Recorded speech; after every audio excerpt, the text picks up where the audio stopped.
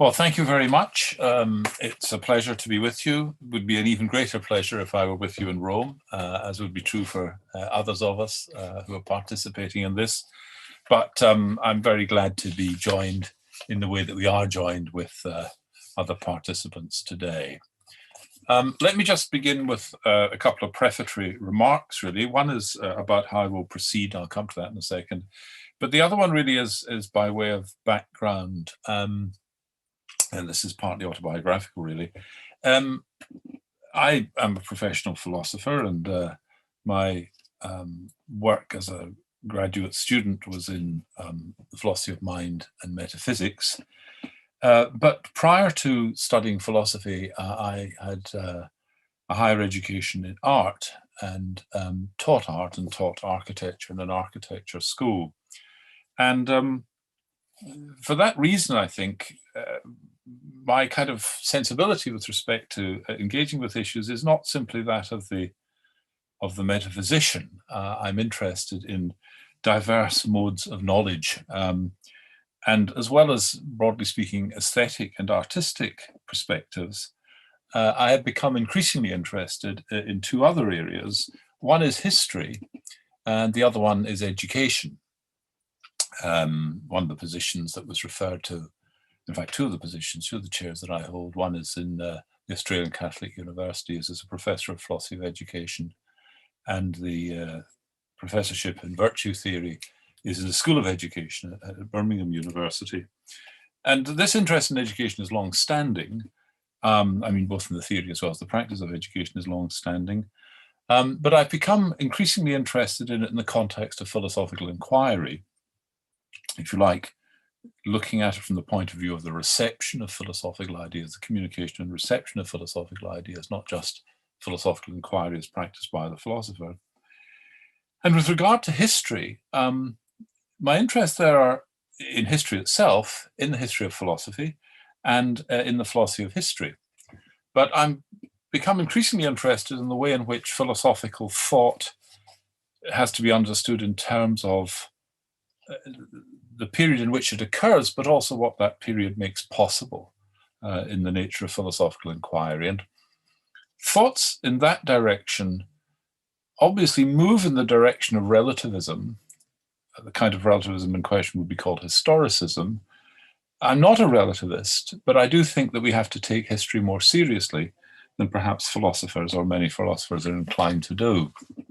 I don't just mean learning from history, but learning the lesson that we are ourselves embedded in a certain period of history, and that conditions the possibilities of our thought.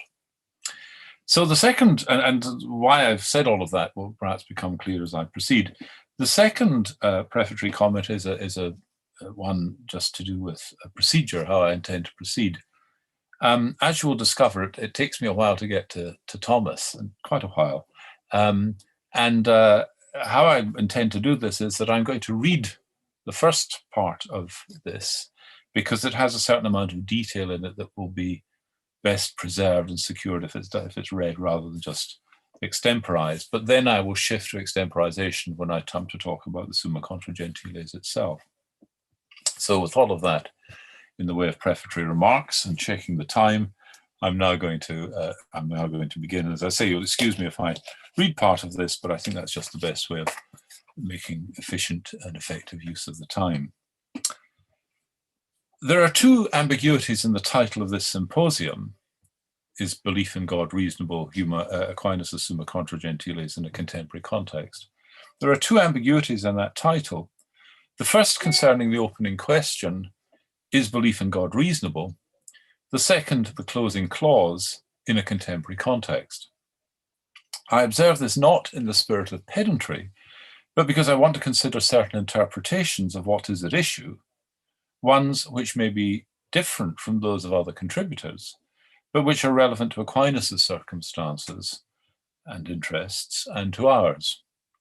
So far as the Summa Contra Gentiles is concerned, I'll touch mainly on issues discussed by Thomas at the outset of Book 1, chapters 1 to 12. But as I say, it will take me some time to get there. The question of the reasonability of belief in God is multiply interpretable. it may be treated as relative to a subject's other beliefs and attitudes. So where that subject, S, may be an individual or a group. Given that S believes that P and Q, is it reasonable for S to believe R? This aspect of relative credibility is itself ambiguous because it can be viewed narrowly, that's to say without regard to the status of those antecedent beliefs and attitudes, or broadly as also asking whether those are themselves reasonable. In a court setting, for example, it may be asked whether it was reasonable for someone to have believed or done something given their antecedent beliefs. But it may well be countered that this is an insufficient standard of reasonability, since the prior attitudes may themselves be incredible or irresponsibly held. The issues of reasonable belief, of foresight, and of foreseeability are common courtroom examples of this point. In these respects, then, it may be granted by someone A, who might be an agnostic or an atheist, at any rate, by someone A, who holds that believing in God is not reasonable, may be granted by such a person that it was nevertheless reasonable for S to do so, given S's antecedent beliefs. This need not be a matter of condescension, however, since A may grant that the prior beliefs were themselves reasonable for S to hold, and would have been reasonable for others to hold by some more objective standard prevailing at the time or in the circumstances. A rationalist objector may counter, however, that this is all besides the point, since the question to consider is not the relative but the absolute one. It is belief in God reasonable, full stop? Now, while I agree there's nothing to be gained by unconstrained relativizing, if absolutism is the implied contrast, then I think it's overstated. First, if reasonability is related to having or having access to reasons, and to the quality of those reasons, then some degree of relativity is entailed, and the only standard of reasonability that can be applied is a contextual one. To ask, is it reasonable to believe P simpliciter, either carries an unacknowledged implicit reference to something such as prevailing commonly held beliefs and associated normal cognitive processes, or to an idealized thinker with access to relevant proofs or evidence. On further consideration, however, the latter, the idealized thinker, somewhat like Adam Smith's impartial spectator in ethics or Kant's man of taste in aesthetics, tends just to be a more abstract version of the contextually reasonable thinker. Now, there is perhaps a step beyond this, namely to the omniscient reasoner. But that is a sophistical move, since it amounts to saying that a belief is reasonable if and only if it would be held by someone who knows everything relevant to its justification, which is close to tautological.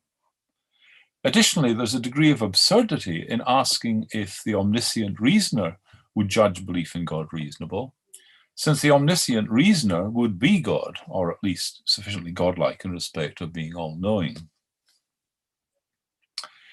The other respect in which the question, is belief in God reasonable, is ambiguous, is that while it may be asking if there are sufficient reasons to believe that there is a God, it may instead be asking whether it's reasonable other than by reference to reasons.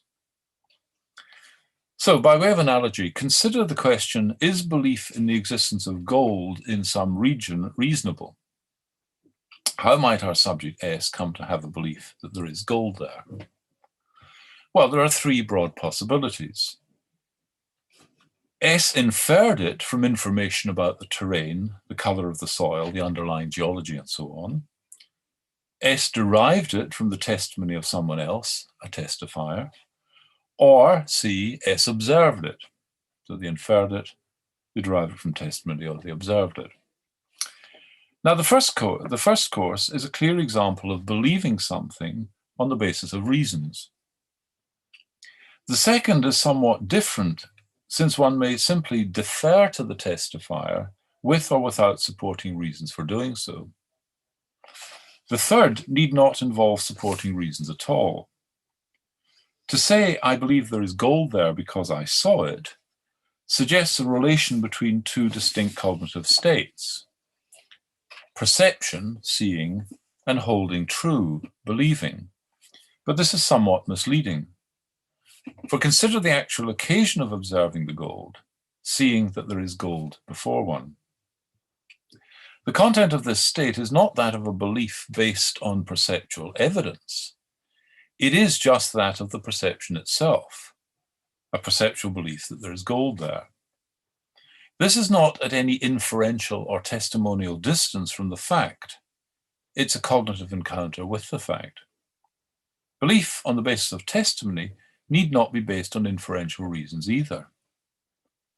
If someone tells you that Latin has no definite or indefinite article, no the, a, or an, one may believe that directly, without any inference of the form, this man is an expert, expert should be believed, this expert says that P, therefore I should believe that P, therefore P. Instead, one may simply believe it, having no reason not to. This need not be credulity, and in educational context, it's often an epistemic necessity. So in response to the question, is belief in the existence of gold in some place reasonable? There seem to be three kinds of positive answers. Yes, based on inferential reasoning. Yes, based on testimony. And yes, based on observation. And the last of these is not a case of giving reasons from which the belief is derived, as might, but need not be so in the testimony case, where one's reason was that the testifier had said that he had observed it, and where some reasoning from that to the fact of the conclusion of the sort mentioned is carried out. Rather, the belief is the retained observational content, not an inference from it. Assuming that there are no reasons to think that the observer's vision was faulty, against which counter reasons might have to be cited, we have in the observation case, and perhaps in the testimonial one, reasonable belief without reasons. Now, this is not paradoxical, let alone contradictory, when we appreciate, as the example enables us to do, that reasonable can mean one of two things, either one, based on acceptable reasons, or two, being in accord with reason. Believing what you see, which in the immediate case is believing perceptually, is in accord with reason, because if it were not, then perception could not be a source of knowledge, and then nor could testimony, and nor could a posteriori reasoning. So what we have thus far then is that whether belief in X is reasonable depends disjunctively upon three sorts of conditions.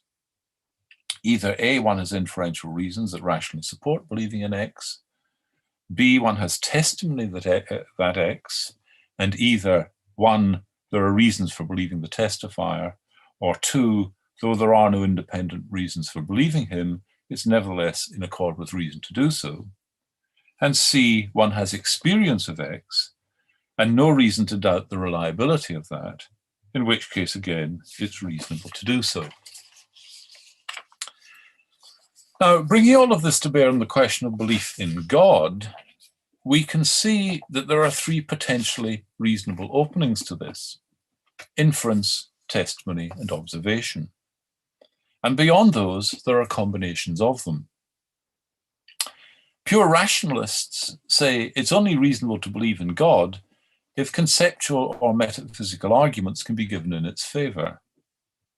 Pure empiricists say that it's only reasonable if sense experience directly supports such belief. And pure testimonialists, if there were such, would assert that it's only reasonable if suitably placed testifiers witness to it. A pluralist, however, may draw on all of these and say that belief in God is reasonable if warranted by some interacting combination of rational inference, direct or related testimony, and observation, and perhaps other considerations besides, such as pragmatic efficiency and efficacy.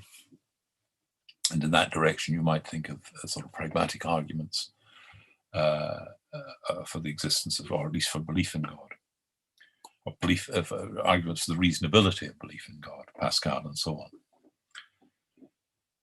Well, earlier I said there's a second locus of ambiguity in the general title, this concerning the clause in a contemporary context. Grammatically, what that qualifies in the title is not the question, is belief in God reasonable, but Aquinas' Summa Contra Gentiles. The two, however, are thematically linked, since the aim is to address the reasonability question via consideration of this text, as it might be seen and drawn upon in a contemporary context. The ambiguity then, the second ambiguity that I'm concerned with, derives from the fact there are two relevant interpretations of the phrase in a contemporary context. The first is what one might term the prevailing culture, which perhaps is too deraciocinated and chaotic to be dignified as zeitgeist. In this connection, we need hardly contemplate introducing themes from the Summa Contra Gentiles into that contemporary context, unless in a very elementary and piecemeal fashion, in part because of the catastrophic loss of general knowledge of religious ideas. And it's not clear how that might be done or how it could have any uptake. I'm not saying it can't be done, but a lot of thought needs to go into quite how that would be achieved or sought to be achieved. As regards pursuing the issue of the reasonability of belief in God, aided by some Thomistic ideas, this faces similar challenges, but in addition, the fact that the prevailing culture is increasingly disposed to consider belief in God as not just unwarranted, other perhaps than as a private preoccupation in the whatever floats your boat mode, but obsessive, weird, and associated with bigotry and intolerance. Now, I say this not in a spirit of despair, but only to remind us of how very great is the challenge of engaging the contemporary culture.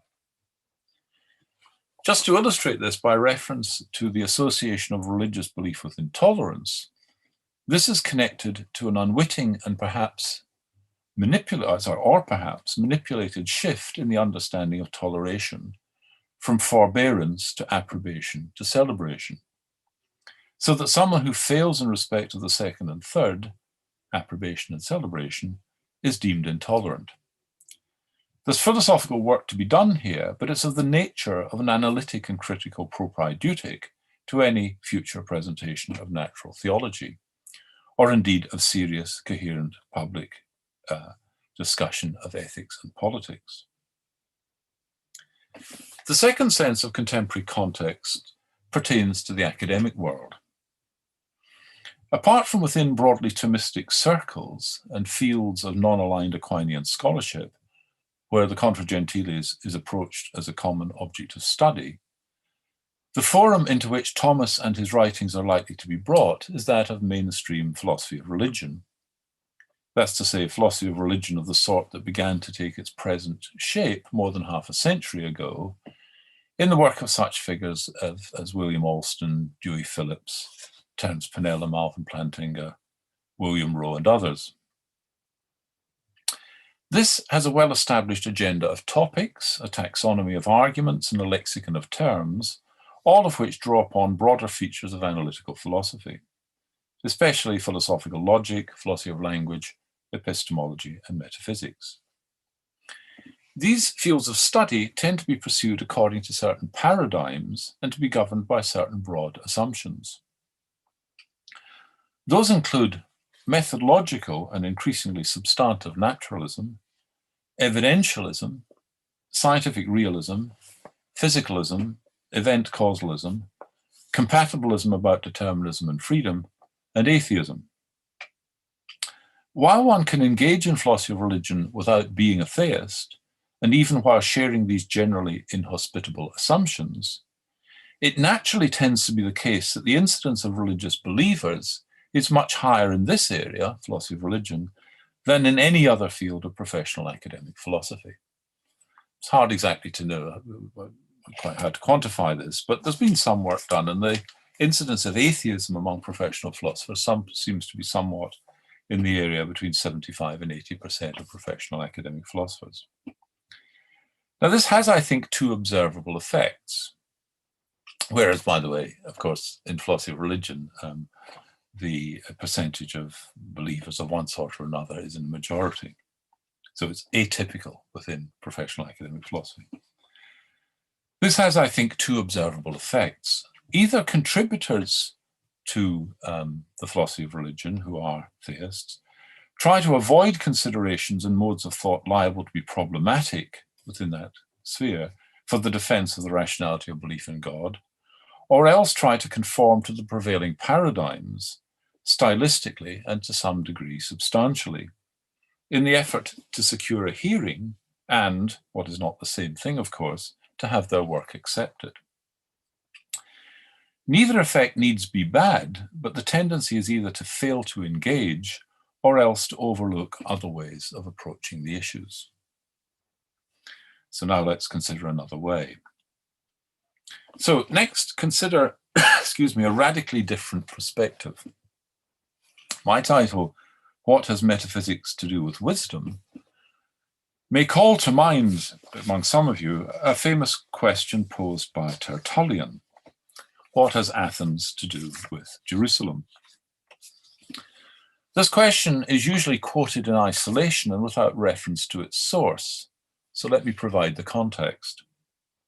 It comes in chapter 7 of the polemical work, Prescriptions Against the Heretics. That chapter being headed, The Connection Between Deflections from Christian Faith and the Old System of Pagan Philosophy. Tertullian, who we should recall is often regarded as the first Latin Christian theologian and is no naive Philistine, writes, referring to and quoting the Apostle Paul as follows: "Whence spring those fables and endless genealogies and unprofitable questions and words which spread like cancer? From all these, when the apostle would restrain us, he expressly names philosophy as that which he would have us be on our guard against. Writing to the Colossians, he says," this is Tertullian still quoting, I'm quoting Tertullian, who's about to quote Paul. Writing to the Colossians, he says, "See that no one beguile you through philosophy and vain deceit, after the tradition of men and contrary to the wisdom of the Holy Ghost." Paul had been at Athens and had, in his interviews with its philosophers, become acquainted with that human wisdom which pretends to know the truth, whilst it only corrupts it, and is itself divided into its own manifold heresies by the variety of its mutually repugnant sects. He continues, "What indeed has Athens to do with Jerusalem? What concord is there between the academy and the church? What between heretics and Christians? Our instruction comes from the porch of Solomon," the cloister on the side of the temple, "who had himself taught that the Lord should be sought in simplicity of heart. Away with all attempts to produce a mottled Christianity of Stoic, Platonic, and dialectic composition. We want no curious disputation after possessing Christ Jesus, no inquisition after enjoying the gospel. With our faith, we desire no further belief. For this is our palmary faith, our victorious faith, that there is nothing which we ought to believe besides." Now, the words of Solomon quoted here are from Wisdom 1, which continues, "For he is found by them that tempt him not, and he showeth himself to them that have faith in him." Elsewhere, Tertullian quotes Paul from 1 Corinthians 27, railing against the wisdom of the philosophers. But the reference in the passage that I've quoted is to Paul's visit to Athens, as recounted in Acts 17, 16 to 34, where Paul, having been in argument with Epicureans and Stoics, he's invited to present his philosophy on the Areopagus hill. Acts tells us that Paul related the Christian message, including the resurrection of Jesus, at which point the mockery began. Nonetheless, it's said that he made some converts, of whom two are named, a woman, Damaris, and a man, Dionysius, the Areopagite. Now, in general, women were not admitted to the philosophical schools, the exception being the Stoics, interestingly. So Damaris may have been a follower of Stoicism, and conceivably the wife of Dionysius. That, in fact, is stated, she's stated to be such in early Georgian translations of Acts and in a letter of St. Ambrose, and is suggested to be such in Raphael's study, Paul Preaching at Athens. There is then an irony here that may subvert the invocation of Paul contra the philosophers, or at any rate may moderate it. At first sight, the Athens episode, which Tertullian recounts, may seem a clash of faith against reason. On this account, the conversion of Damaris and Dionysius, who according to Eusebius later became Bishop of Athens, was a turning of them away from philosophy towards Christian faith. And mention of it is intended as evidence that the gospel is mightier than the dialogue. But on the basis of fable in the first case and misidentification in the second, both Damaris and Dionysius were later honored by Christians as religious philosophers. Indeed, it was the acceptance that the author was the Pauline convert that bestowed such prestige on the Corpus Dionysiacum, which drew commentaries from Grosseteste, Albertus Magnus, and from Thomas Aquinas, who mentions Diogenes over 1,500 times. Sorry, I said Diogenes, I mean Dionysius over 1,500 times. A further point is that notwithstanding his denunciation of worldly wisdom, Paul's own hostility to philosophy may be ambiguous. There are plenty of ambiguities here. For as the philosophers say, it depends on what you mean by philosophy. In his Areopagus address, Paul says, quote, "The God who made the world and everything in it is the Lord of heaven and earth. He himself gives everyone life and breath and everything else. God did this so that they would seek him and perhaps reach out for him and find him, though he is not far from any of us. For in him we live and move and have our being. As some of your own poets have said, we are his offspring." Now, in those last two sentences, Paul is quoting two philosopher poets, Epimendes from his Critica and Aratus from his Phenomena. Paul's relation to Stoic thought is a matter of scholarly debate. But that school, the Stoic school of philosophy, was well represented in the University of City of Tarsus, where he grew up. And there is a parallel between what Paul writes in Romans 1:18 and a tradition within Stoicism of natural theology. Compare then Paul in Romans. "For the wrath of God is revealed from heaven against all ungodliness and injustice of those men that detain the truth of God in injustice. Because that which is known of God is manifest in them. For God hath manifested it unto them." This is now this latter part to be given greater emphasis. "For the invisible things of him from the creation of the world are clearly seen, being understood by the things that are made, his eternal power also and divinity, so that they," the people who deny this, "are inexcusable, who deny God are inexcusable." Now compare that with the beginning of a section of Cicero's dialogue on the nature of the gods. I quote, "The first point then," says Lucilius, "the first point, I think, needs no discourse to prove it. For what can be so plain and evident when we behold the heavens and contemplate the celestial bodies as the existence of some supreme divine intelligence by which all these things are governed?" What follow immediately in the dialogue are 5 or 6 arguments given by Balbus for a providential deity. Those arguments, by the way, are an argument from common consent, which was quite a popular one. In every culture we find a belief in God. Argument from miracles, argument from order, argument from intelligence or mind, argument from the degrees of being or of reality, and arguments from tradition. Interestingly, the 3rd and 5th of those Stoic arguments correspond to the 5th and 4th of Thomas's 5 ways.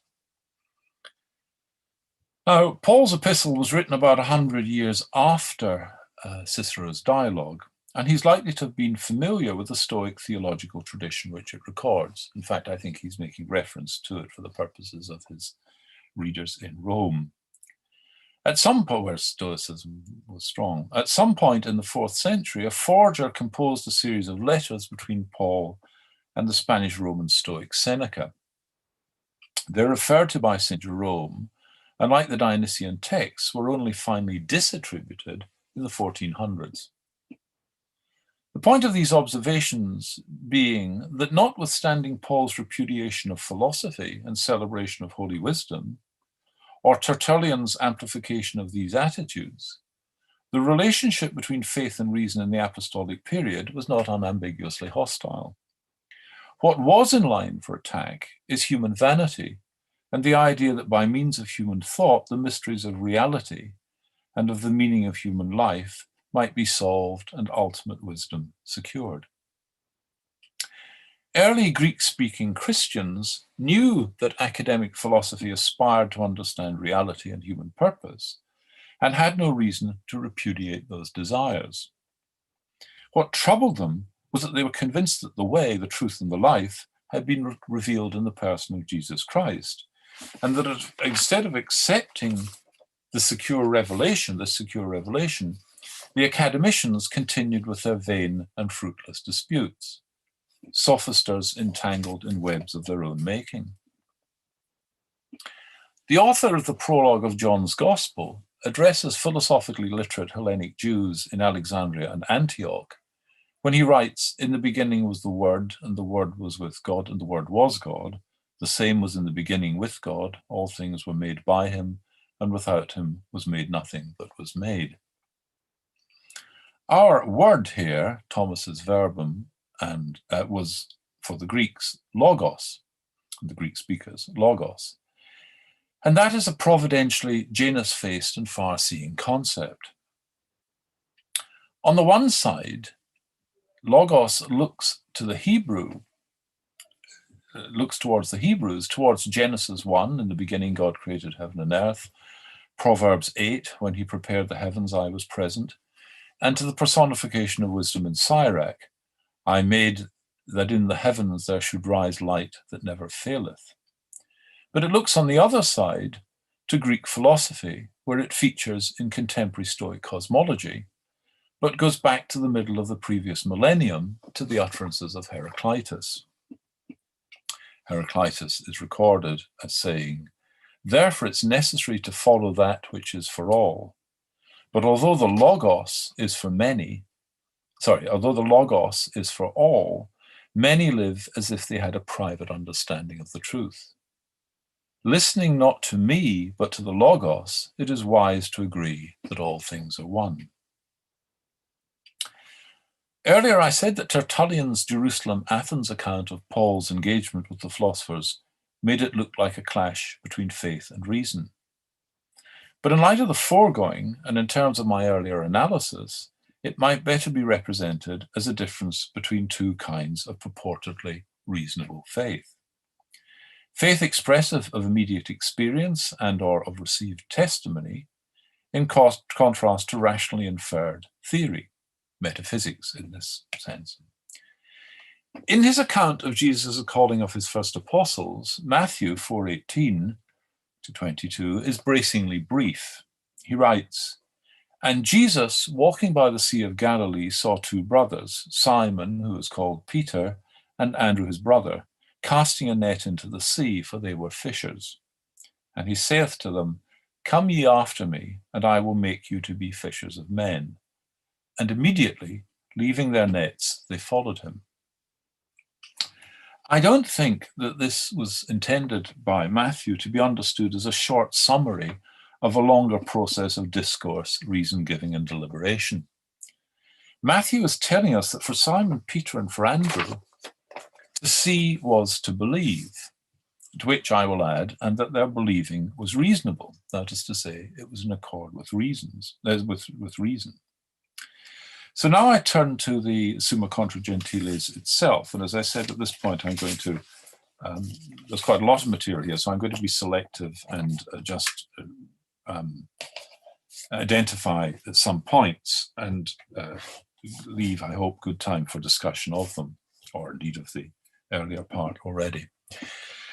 So let me say, first of all, something about the character and introduction, the overall character of the Summa Contra Gentiles and the opening sections, as I say, 1 to 12. There's significant discussion, scholarly discussion, and to some extent this has been adverted to already, about the relationship of the Summa Contra Gentiles to the Summa Theologiae. The Contra Gentiles is often seen as being less theological and more philosophical. But I think there are 2 points about this that complicate things. First of all, there's an ambiguity about the intended readership. Some comments in the text suggest it's for heretics, that's to say for people who are Christian believers broadly speaking, but who've departed significantly from Christian doctrine and associated practice, and for those who don't accept scripture, Mohammedans and pagans. But at other places it looks for those Christians, it's intended for those Christians who lack the aptitude or inclination to work through what is knowable by reason, and who therefore fall into error. Secondly, there is a curious conflation, it seems to me, of 2 directions of inquiry. On the one hand, the philosophical direction of inquiry, at least according to the methodology of Thomas, which he adopts from Aristotle, the philosophical order of inquiry proceeds from below. That's to say, it starts with the things that are best known to us, accidents, and then from accidents infers propria, from propria infers substances, in inferring substances it comes to some understanding of essence. In understanding substances, in the particular case, it moves towards a philosophy of nature more broadly, and from that towards a metaphysics. So this is a movement from below. The theological direction, however, is otherwise. It proceeds from above. It begins with some account of the nature of God as given by revelation, and then, as it were, applies that downwards through a theory of creation, and then down into the aspect of anthropology, human life, action, and so on. And if the Summa Contra Gentiles were to be seen to be a philosophical rather than a theological work, then you would think that it would proceed according to the philosophical methodology. But in fact, it doesn't. It emphasizes Christian doctrine from the outset. In fact, it declares as its purpose to state and defend the truth which the Catholic faith professes while weeding out contrary errors. That's quotation. Now, the second point is that the whole matter is framed in terms of wisdom. And Thomas tells us that within any given sphere of activity, if there's a higher level, then the end of some particular activity is ordered to the end of the greater thing. So as well, the pharmacist is regulated under the end of health, which is the proper object of medicine. But then he thinks that we can sort of extend this until we reach to the highest kind of ordering, and thereby correlate with that the highest kind of wisdom, understanding the highest kind of ordering. Now, with regard to that, then, a question arises, which is, does Thomas succeed in the Summa Contra Gentiles in establishing the existence of a highest principle, a first cause? I mean, he certainly seeks to. And secondly, does his effort in that direction warrant identification of that highest principle with God? Now, I think there are some difficulties here, and I'll return briefly to them in a moment, but they can be matters for discussion. Interestingly and significantly, Thomas acknowledges human limitations in inquiry. He says, quoting Aristotle, that part of an educated man to seek for conviction in each subject only so far as the nature of the subject allows. Now, it's interesting that he quotes this. This, of course, is Aristotle most famously quoted as citing this, as saying this in relation to ethics. But it's interesting that he he quotes it in this context because he's going to go on to talk about demonstrations of the truth of metaphysical truth and of religious truth. And demonstrations require precision and are supposed to confer a complete conviction for a reason I'll come to in a second. The second element of limitation is this, that he thinks that we can't know the essence of God. We can come to know. I mean, he's even skeptical to some degree, or agnostic, I suppose I should say, about the extent to which we can come to know the essence of natural substances. He says that, in fact, that as far as Thomas is concerned, science, inquiry, proceeds not on the basis of essences, but on the basis of propria. Essences are to be inferred from propria, but he says that often all we ever know, the best we know, are propria, not essences. But on the other hand, having said that, he wants to give us an argument, and this was referred to by Gavin yesterday. And I agree, I think this is perhaps philosophically the most interesting argument, actually, which is an argument whose conclusion is that we do know something about God's essence, namely that God's essence is existence. Now, whether he should say it is existence or whether it contains existence, this is another issue that, of course, famously, that might be discussed.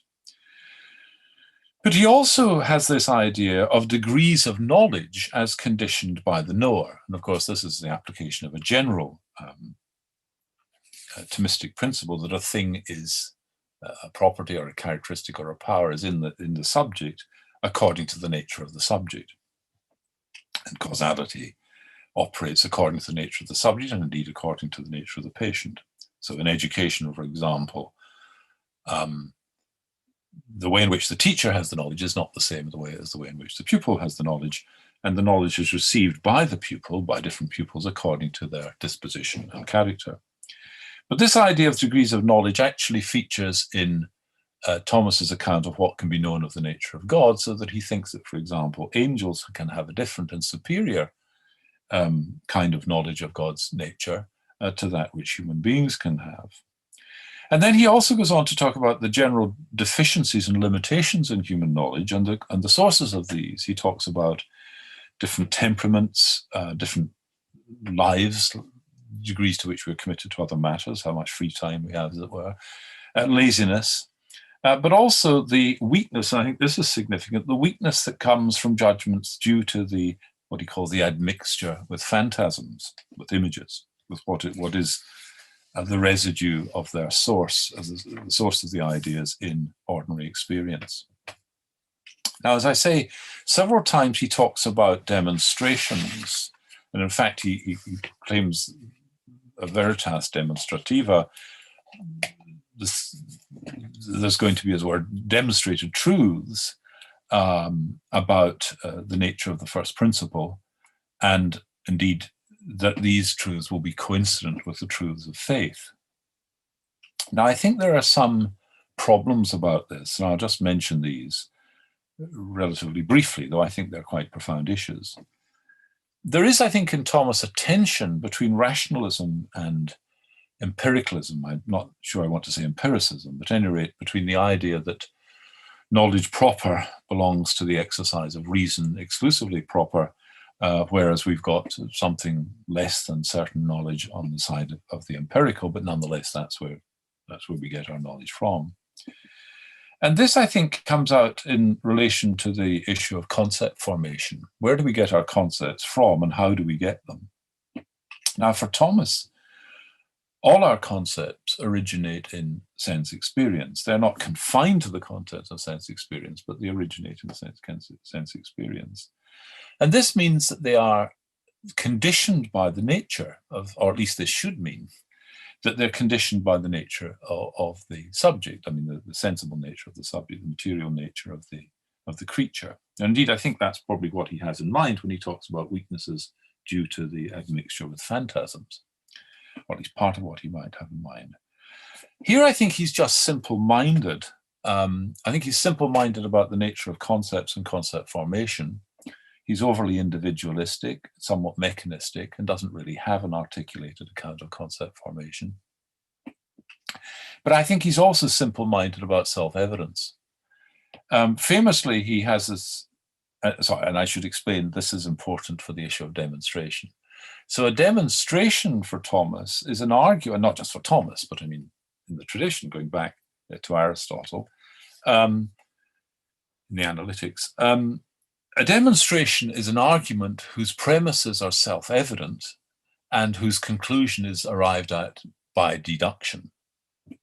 So if we have a demonstrative proof, then what we began with could not be doubted, it's self-evident.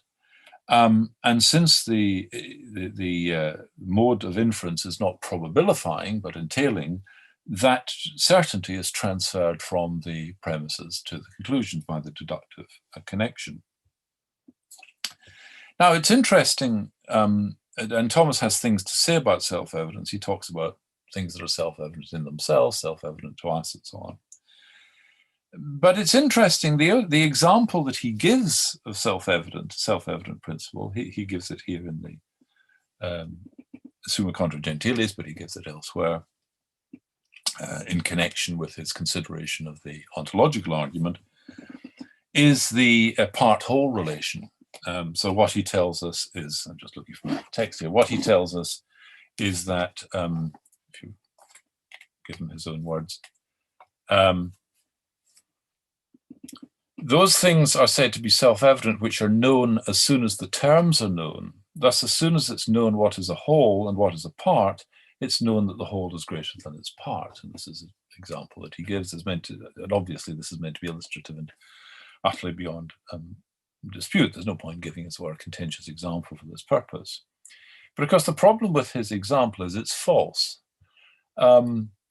So one thing that we know is that a set whose members are sets, whose members are infinite, is the whole, the set of sets, or some described series of sets, each of whose membership is infinite, is no less than the size of the whole in this case, the totality of such sets. Now, I'm not saying there aren't things that can be said about that, but the first point I simply want to make is that we just straight off, in the example of self-evidence, we hit this word controversy and difficulty.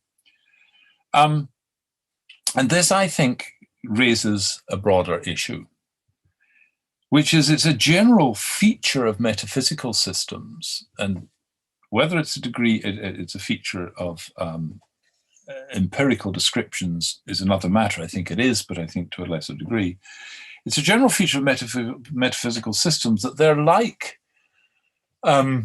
theories in science, particularly theories of unobservables, that the meaning of the terms in them is given by a network or role semantics. That's to say, the meanings of these terms is given by the generalizations in which they feature. These are not observables, right? So they're not empirical concepts. And their meaning and significance, as I say, is given them holistically by the system of generalizations that characterizes that domain. So if you try to say, for example, I mean, prior to the development of electron microscopes, which of course are themselves indirect and observationally indirect, we would say that, the characterization of an electron is given by its role within the theory in which it features. Now, what this means is that there's a certain relativity of metaphysical concepts to the metaphysical theories within which they feature. And metaphysical theories, and I think this is, as I say, true of empirical theories, particularly if they're where they become theoretical, where they become abstract, is that they're underdetermined by the evidence. That's to say, there's more than one theory that's compatible with the application of certain kinds of concepts, but it's just that how those concepts are defined will be relative to the different theories. And I think this undermines, together with some pluralism about understanding the entailment relation, I think this simply means that we cannot any longer believe in demonstrations in the sense in which Thomas does. That's to say, there are no extra theoretical self-evident truths. Or another way of putting that is that self-evidence is relative to a scheme. And even the inferential relation is complexified in various ways, we've come to see, so that the aspiration to provide strict demonstrations is, I think, one that we can no longer share. There can be demonstrations contextually relative to a set of axioms in which certain terms are defined by those axioms, but there's nothing obligatory about adopting that set of axioms. So if we just think, to use another analogy here, for Thomas, it was axiomatic that parallel lines couldn't meet. But we have several non-Euclidean geometries in which parallel lines can cross. So the notion of a parallel line doesn't stand, as it were, outside a theoretical framework. It is itself to be defined in terms of a theory, and the definitions that are provided will have different implications according to the theory. So I think that there are, one of the problems here is this, and this particularly afflicts the metaphysical arguments as opposed to natural, the philosophy of nature arguments, though it may also afflict those, is that there are no self-evident premises, and even the entailment relation is subject to sort of theoretical variability or relativity. Now, I want to, what does that mean? Well, I think it doesn't mean that there can't be interesting arguments, but I think that they are probabilistic, not in the sense that they're inductive, but rather that they have to be assessed in terms of the reasonable plausibility of the adoption of that system in which a concept, say, such as existence is defined as against some other system. One has to make a choice between systems, and the systems themselves don't do that for you. And so there has to be the exercise of a kind of judgment, which I think is within the framework of what's in accord with reason, but understood as reasonability in this broader sense. Now, I'm just going to conclude. I'm sorry, I realize the time has run on, but I'm just going to conclude very quickly by saying, returning to my title, what has metaphysics to do with wisdom? Now, Thomas adopts from Aristotle the distinction between practical and speculative philosophy, and therefore has two concepts of wisdom, practical wisdom and speculative wisdom. But I think that Plato does not do that, by the way. Plato doesn't draw that sharp distinction, and nor, I think, should we. I think there is a non-contingent connection between one's conception of the nature of reality and how one ought to live. Put it like this. It's part of an understanding of the nature of reality for agents that they should live according to that understanding. So, as it were, if you're an atheist, there's a way that you should live that is based, as it were, on the metaphysics of atheism, you might say. And if you're a theist, there's a way that you should live that's based upon that. But the connection between these is not a contingent one. Once you've made the distinction between two kinds of philosophy, speculative and practical, there's a question of conjoining them. So why should metaphysical truths have practical implications? Now, Thomas does discuss this, but the relations look somewhat contingent, in matter for discussion. So what do I want to say? Well, what I want to say is this. The question of whether it is reasonable to believe in God shouldn't be confined to the question as to whether or not there are reasons to believe in God.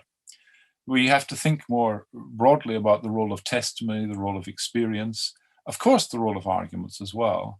But we also have to think that the relationship, that which is related to wisdom, is not metaphysics in the modern narrow sense of that, but something like philosophy in a broader sense that combines these different modes of reasonability.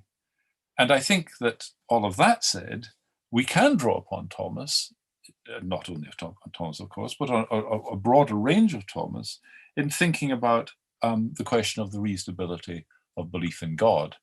But it's not best pursued, I suggest, by the effort to try to find strict demonstrations of the existence of a first cause, in part because those are subject to the relativities that I've described, but also because it's not clear what the relationship is between a first cause and the God of Abraham, Isaac, and Jacob. So thank you, and then I'll stop.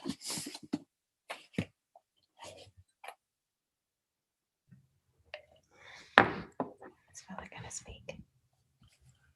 Sorry, it's long. Okay, well, thank you. Happily, John, you saved us from a conference avoiding any controversy. So I'm sure we'll have people in the chat, and the sisters who are helping us will read out the questions, I think. Yeah, I failed to do one thing I realized, which was to record. Were the sisters able to do that or not? Did anybody do that? Yes, yes, very good. All right, thank you very much. Right. Thank you, Professor Haldane. The first question comes from Professor Kerr. Go ahead. Yes. Hello there. Yes, thanks very much for that. I really enjoyed it. I had a question on some of the earlier material in your paper, but then when you got to the stuff at the end on demonstrations for the existence of God, I felt I had to change my question a little bit. I'm just wondering, this, you know, the relativity of the different metaphysical systems and the sort of holism which is involved in that, I'm wondering, does that suffer from something of the myth of the given, such that we can have these different metaphysical systems, but when it comes to, say, the truth of the matter, which is, you know, meant to constrain us in what we think, that's independent of these metaphysical systems. So it's something given in the mythical sense as, you know, being free from, you know, any sort of conceptual content involved from the metaphysical systems. Because if that is the case, then I think straight up a Thomist is going to reject that sort of, you know, that sort of dualism of givenness and, you know, conceptual content built on top of it, because I think a Thomist will be committed to the view that conceptual content is involved throughout experience of the world, and our metaphysical categories and metaphysical realities that we recognize are drawn from our rational engagement with the world and experience. And so I'd just like to your input on that. Yeah. Well, so two things in there. I mean, let me pick up the expression you used about your sort of sixth last word, as it were, which was drawn from. Now, this is, I think, rather important because this touches on the issue, which obviously would need a lot of discussion in its own right, really, on the nature of concept formation according to Thomas. Logic for Aquinas, and indeed for other medievals, interestingly, is really a kind of branch of ontology. We think of logic as formal and independent of your metaphysics, as it were, or substantive claims about the nature of things. They didn't, right? They just think these are higher orders of abstraction. And so you go, well, I don't need to go into that, but anyway, you're proceeding from experience up to more and more abstract. But the concepts that you have, as it were, are orderings at the higher level of something that was given at the lower level. Now, when I say something was given at the lower level, I don't mean the given in the sense of the preconceptual. You can say that what is given is already conceptualized, right? I see things as things, right? It's not that I have this other sort of pre-conceptualized form of sight and then of experience. So that's okay, but nonetheless, it's still the case that what we have at the higher level is conditioned by what we had at the lower level. And what we have at the lower level is conditioned by our sensibility. So the concepts that we have of the world, and I think even the abstract concepts that we have, are conditioned by the kind of nature that we have. And if we had a different nature, we might have a different set of concepts, including a different set of, well, I mean, this is just the point, right? Different set of metaphysical concepts. So somebody has to produce an argument to say, no, these are wherever you start, these are the concepts you have to end up with, right? And that becomes a larger issue. So I'm just going to leave it there, but to say that, yeah, there are nice issues there and important issues there. Thank you. Thank you. This is from Roger Puive. Do you want me just to go ahead and engage with this one? Roger, you can go. All right. So Roger asks, don't you think that the notion of demonstration that you use to discuss Aquinas is very different from his conception of demonstration? Finally, isn't the notion of demonstration in your criticism very modern and itself historically very relative? I'm not quite sure that I understand that. The notion of demonstration, the conception of demonstration that I've made reference to is the conception of demonstration with which Thomas works, which is drawn from Aristotle's analytics, I mean, it goes back to the idea that in a given science, you proceed from first principles, and an interesting question how you get to those first principles. But for Aristotle, and Thomas adopts this, there's a parallel between acquiring a concept and acquiring a first principle. And how this is done is by abduction, by abstractive induction, by seeing the universal in the particular. But the point is that Thomas thinks that you only have a science, an organized body of knowledge, if you have first principles, axioms, that are self-evident. And then, this is of course an idealized notion, and then particular claims are derived from the axioms deductively. So that model, self-evidence plus deduction, is the model of demonstration got from Aristotle and endorsed by Thomas. That's not a modern notion. I mean, to some extent, it's preserved, but actually, it's only really preserved in modern philosophy. Well, I mean, it's breached in various ways, but in formal logic. I mean, obviously, metaphysics aspires to the condition of that, but I'm not importing a conception of demonstration that isn't in Thomas, I think. But there we are. Do we have others who wanted to? Yes, Professor Wahlberg from. Oh yes, He'll ask his question now. I should say two of the speakers in this conference was known to them, but not necessarily to others. I was their external examiners for their PhDs. Yeah, right. I remember that very well. I'm sure. A great occasion. We do it in style in that part of the world. Right. Go on, Mats. Thank you very much for this very fascinating presentation. I was just wondering how you would deal with the risk of relativism in this, if this picture that you're presenting at the end here, how do you address the issue of relativism? You said that metaphysical frameworks or theories are underdetermined by the evidence. And I suppose that means that you can have several different overarching or fundamental frameworks that are all compatible with the evidence in some sense. And how then do you avoid relativism if that's the case? Well, I mean, this touches on an interesting question, of course, which is what the relativist needs to have make sense of for us is the idea that there's a way things are that is being differently conceptualized in these different, according to these different theories, let's say. And there may be no way of stating that. I'm thinking here famously of Davidson's argument against conceptual relativism and so on. It doesn't show that relativism is false. It just shows it can't speak its name, as it were, right? It could be an ineffable but inexpressible fact.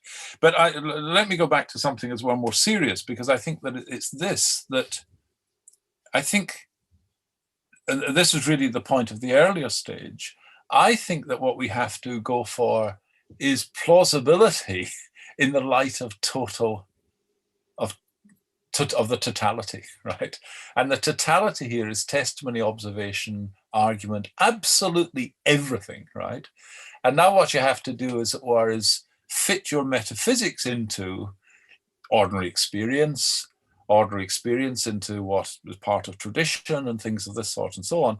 And then you have to go for, as it were, plausibility, in selecting, as it were, what is reasonable to believe is what is reasonable in the light of, I'll just put it this way, total evidence.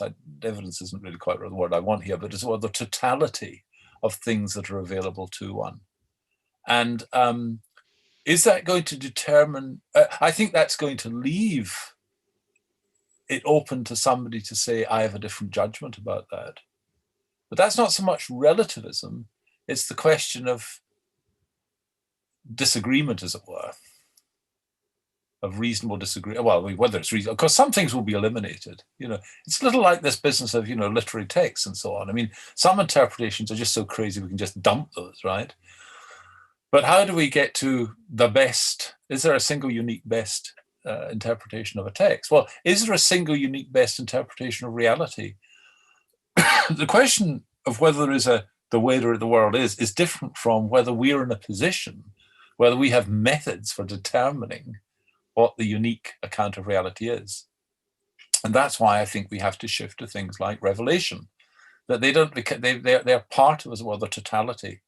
Now, of course, you can replay the story about whether a revelation is, but then revelation has to be tested against experience, right? And so the question is, Chesterton says, for example, the one bit of Christianity that can be proved beyond doubt is the doctrine of original sin. Now, that's rhetorical, of course, but actually, I think there's some truth in this, right? What renders the Christian or aspects of the Christian story plausible is what we already know independently of the Christian story. That's, by the way, the method of Augustine in the Confessions, of trying to, as it were, speak to our souls of what we already know from experience. But sorry, I mean, that's a large issue, of course. But not, I agree. We have to distinguish. Pluralism with regard to theories is not relativism with regard to theories. Okay, but what I hear you saying is something like Davidsonian coherentism, something like that. Well, I think Davidson has, because, I mean, it's not, perhaps not everybody's going to be interested in this, but let's just take coherentism in a looser sense, right? And I mean, not sort of defining it as a theory about, I'm not saying it's a theory about truth, right? But maybe it's a theory about belief. Something like coherentism is right. Right, not a theory about truth, but it's a theory about belief. But can you avoid the implication? I mean, if this is correct, can you avoid the implication then that truth is also determined by coherence? Can you uphold the idea of some kind of correspondence theory of truth? Given this kind of coherentism about evidence and this kind of underdetermination of theory by the evidence. But I'm going to have to cut this short because I see this. I've been given instructions as to how this can go on for. But I think that coherentism, at least as I'm concerned with it, that's why I said I'm distancing myself from a coherence theory of truth. It falls on the side, if you like, of epistemology, on the side of the methods of knowing and that kind of thing, okay? And what I was putting into play was through this loosened notion of reasonability, which isn't necessarily reason-based reasonability, all right? Putting what comes through that, observation and testimony, together with what comes from reason-based reasonability, all right? And then it's the coherence of the totality of that. It has to be understood in terms of the totality of that. Now, that's a point about understanding. It's not a point about truth. Now, if you're asking me, is it possible that one's best account of things could be false? Then I think that's a very interesting question. And if I'm believing in the independence of truth, then the answer looks as if it is yes. Thank you very much. Very interesting.